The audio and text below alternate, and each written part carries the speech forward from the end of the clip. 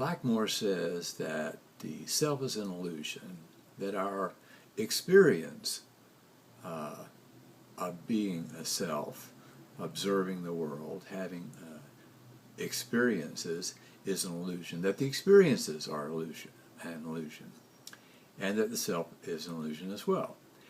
And the basis for her saying that is that from what we know about the brain, there's all sorts of parallel, complex processing going on. But there's no place where it all comes together to form the picture that we seem to see in our experience. The assumption there is that in order for the brain to create this experience that we have of this wonderfully sharp 3D world all around us, that somehow the neurons, all the inputs the brain has from which it could make such an illusion, they would have to come together. There'd have to be some sort of intersection, some sort of a meeting place where all these sensations would appear as the picture that we experience. Well, it may be that the brain has a way of creating this unified experience without having all the neurons merge at some point to create it. And if you take her contention that our experience is an illusion, you have to ask, how does the brain create this illusion? I mean, it's obviously, if we're having the experience, our brain is this illusion, our brain is creating the illusion. So how would the brain create the illusion of a unified 3D world if the information that it would need to create the illusion doesn't come together some way? So the fact that we have this experience means that the brain has some way of doing it. And if we can't find how it's integrating all this information, that is our problem. It's not the brain's problem. It's the approach of saying, well, we can't find any way that it could do this thing, therefore it's not happening. There's a couple of ways then that you can say that the self is illusory. Her approach is to say, we can't figure out how the brain does it, so it must be an illusion. Well, there's another way of looking at it.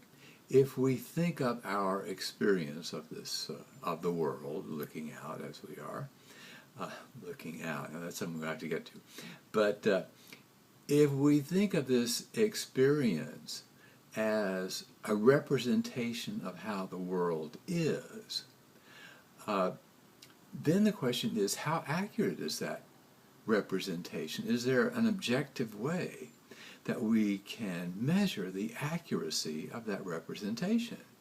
And I think that most of us would have to agree that if it's an illusion, it works very well. In fact, it reflects the real world, the objective world, fairly well, unless you have found yourself lately running into walls that you couldn't see, or dropping into holes which you couldn't see, and otherwise what looked to be solid surfaces. So our experience based on its objective, verifiable utility, does it work? It's certainly there are problems. The brain is creating our experience from a huge deluge of information, and it uses some shortcuts and workarounds that make it prone to certain sorts of visual illusions, optical illusions. And those give us an indication of what its little shortcuts and workarounds are. But given that it can be fooled by optical illusions, it still works pretty well in everyday life. So our experience, based on that estimation, is not an illusion. From Blackmore's point of view, it's an illusion because we can't figure out how it's made. But if you look at it from the point of view of does it accurately represent the world that we move around in, then you would have to say that it's generally fairly accurate. So if the brain creates this image of the world, that works fairly well. It also creates the image of ourself in that world. I mean, it would be kind of useless to have a very accurate representation of the world, but no representation at all of where we are in that world, because where we are is very important. So we need, in order for the organism to function, we need a point of view from where is our organism in the world. And for most of us, that point of view is somewhere inside our head.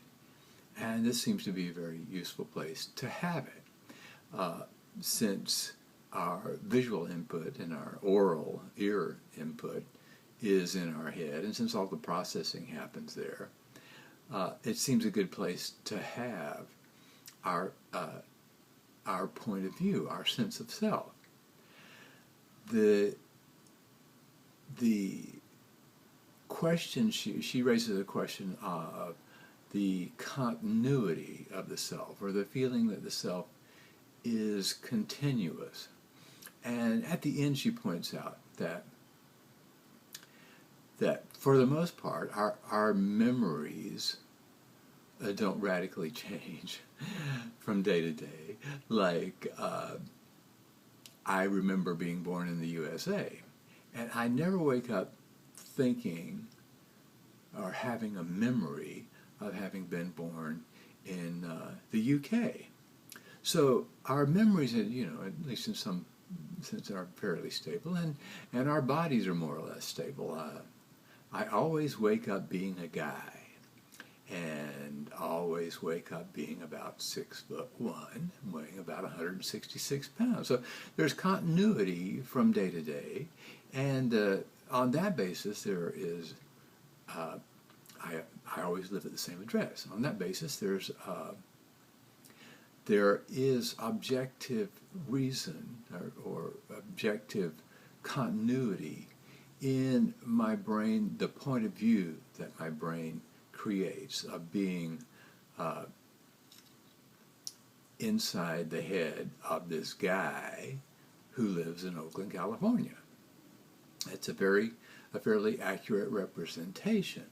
So there is a very good point she makes, though, about how our self varies through the day, the lack of continuity in ourself.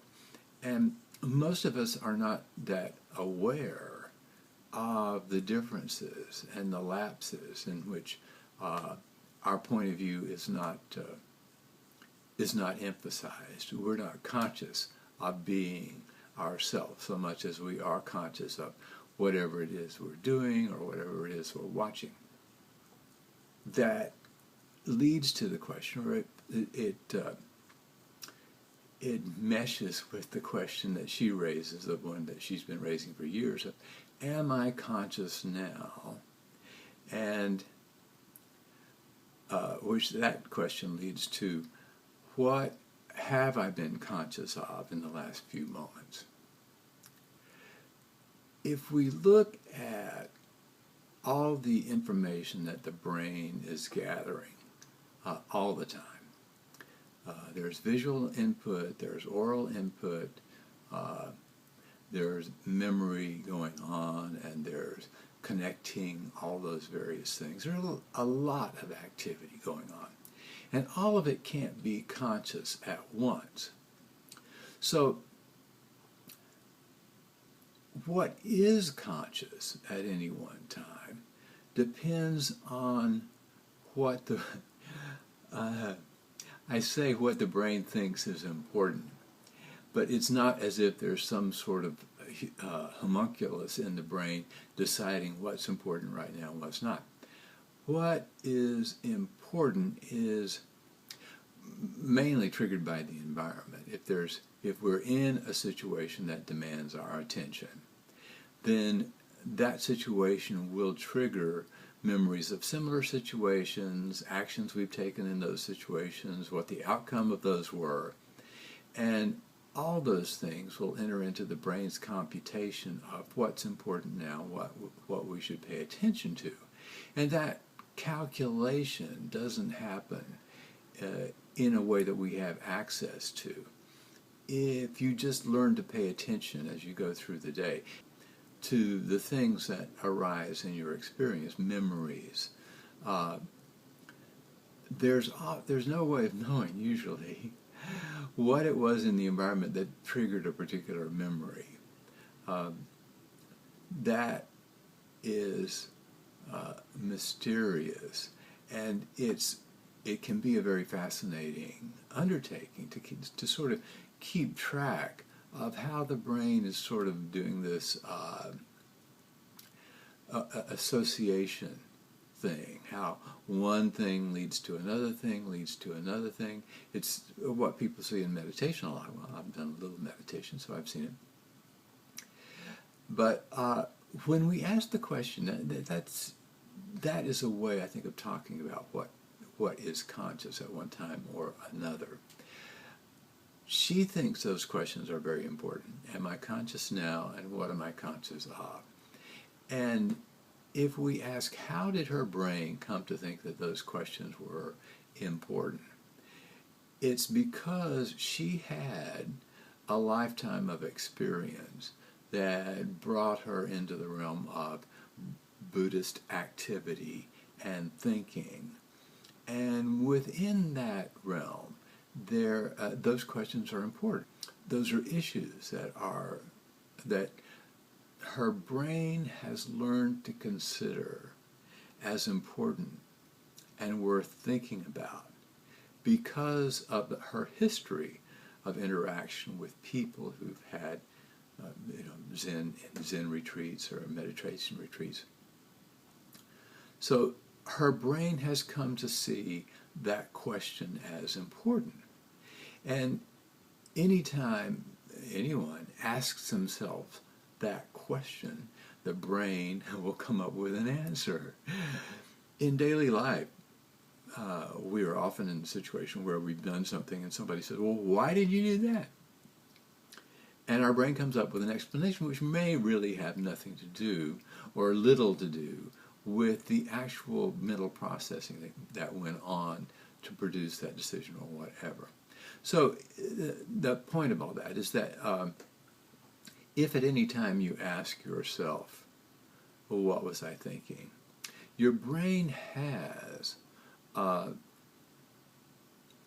it has gathered an incredible amount of information that it didn't think was particularly important at the time.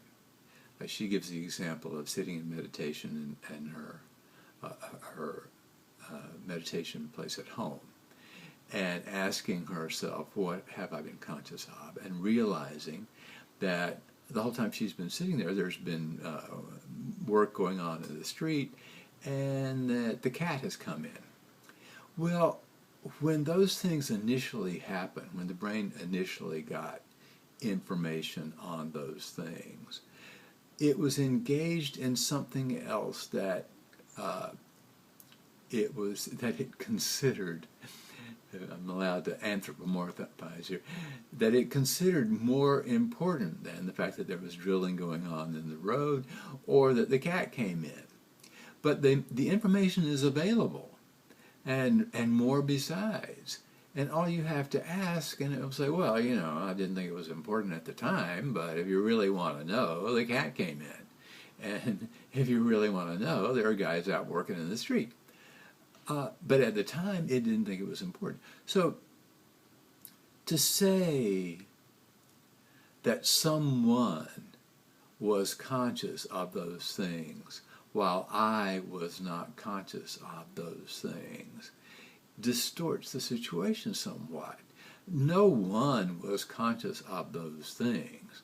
The brain was taking in the information, and it will be available for presentation on future query, but it's not as though there were someone who was paying attention or who observed those things, because who we are at any one moment is a very limited subset of what the brain could be elevating to the level of consciousness. One point that she does make that is, I agree, an illusory aspect of the brain, or an illusory point of view about the brain and what goes on in the brain that most people have. It's a mistaken idea about what goes on in the brain that most people have. That it's worth seeing as a mistake and understanding. And that is that we're not consciously in control of our brain's activity. That would be like our experience controlling our experience, a kind of a circular situation. If you go to YouTube and search for Sam Harris Free Will, he has a talk that he's given that shows how you can subjectively experience the fact that you don't know how your brain makes decisions. It's not the idea that we have free will, that we can freely control, that we somehow consciously control our decisions, is not subjectively true. I mean, even if we just pay attention, it's not a question of whether it's subjectively true or not. It subjectively is not true. You can't find yourself taking care of, somehow consciously controlling the mechanics of making decisions. They just appear in response to some sort of a problem or a query. And that, I think, is a significant point, because society requires that people behave responsibly, that people take responsibility for their behavior. Society requires that we all agree to abide by certain rules. We don't go around killing and raping each other and taking each other's belongings. It would be in places where society has broken down and the strongest then is in charge. It's not a very pleasant way to live. And in fact, societies don't last very long in that circumstance. So we've evolved to accept responsibility for our actions, and we're held accountable for our actions, even though we don't know how we made the decision to act in a particular way. And even though that decision grew out of a whole lifetime of circumstances and biological propensities that we might have.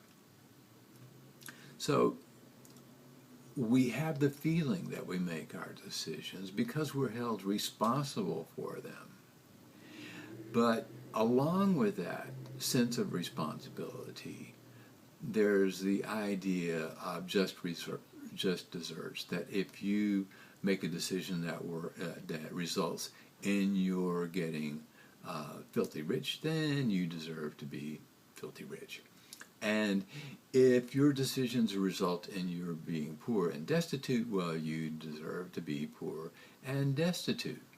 But when we realize that nobody makes the decisions that leads to either one of those outcomes freely, that those decisions that lead to those outcomes are the result of their whole lifetime, the circumstances, their education, the good luck that they had, then it's worth taking note of the fact that the feeling that we have free will, that we consciously are in control of our decisions, is an illusion, because that illusion has consequences, and those consequences are detrimental to the well-being of all of us.